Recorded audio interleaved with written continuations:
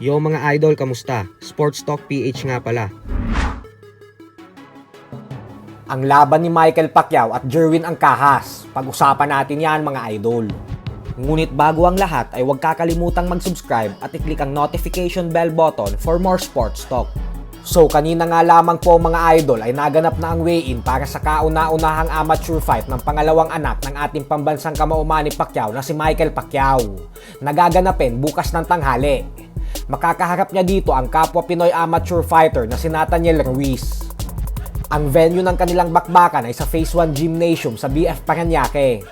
Bukod dyan ay binalita po ng Combat Sports Kalayaan na libre po ang admission ng event na ito. Kaya naman yung mga taga Parañaque po dyan ay pwede kayong dumayo bukas sa Phase 1 Gymnasium at panoorin mismo ng live ng walang bayad ang event na ito. Madami pong Pinoy boxing fans ang nasasabik para sa laban na ito ni Michael. Ito ay dahil nang makita nila ang mga meet session ni Michael sa mga in-upload ng boxing trainer na si Jill Lubaton sa kanyang Instagram account, ay madami ang nakapansin na marunong talagang magboxing ang anak ng 8th Division World Champion. At hindi basta-basta lang na pinasok ang sports na ito nang dahil sa pagiging legendary ng kanyang ama. Bukod dyan, napansin din ng mga fans na may lakas din talaga ang kamao ni Michael sa bawat bitaw nito sa kanyang mga training session.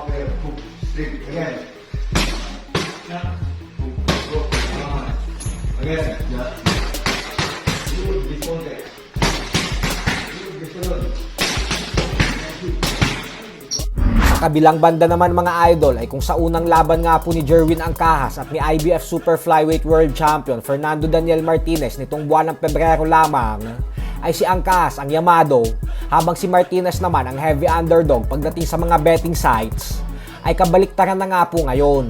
Ito ay dahil matapos ng napaka-impresibong performance ni Martinez sa kanilang unang laban, kung saan nasungkit niya ang titulo ng ating pambato.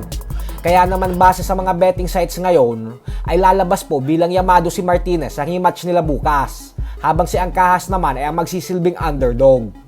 Ayon naman sa Pro Boxing Odds, ay negative 227 si Martinez at plus 162 naman si Ancajas.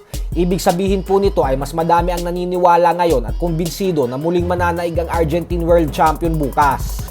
Pero syempre, hindi naman na din to bago para kay Ancajas na pagiging underdog. Dahil bago siya lumaban dati sa isang world title fight, ay underdog din naman siya sa mga laban na kanyang pinasukan. Kaya naman paniguradong hindi na dito natitinag si Ancajas. Lalo pat desidido talaga siyang maging isang kampiyon ulit upang mapasaya ang kanyang pamilya at ang sambayan ng Pilipino. So hanggang dito na lang po muna tayo mga idol. Sports Talk PH, kakaiba ang laban ng mga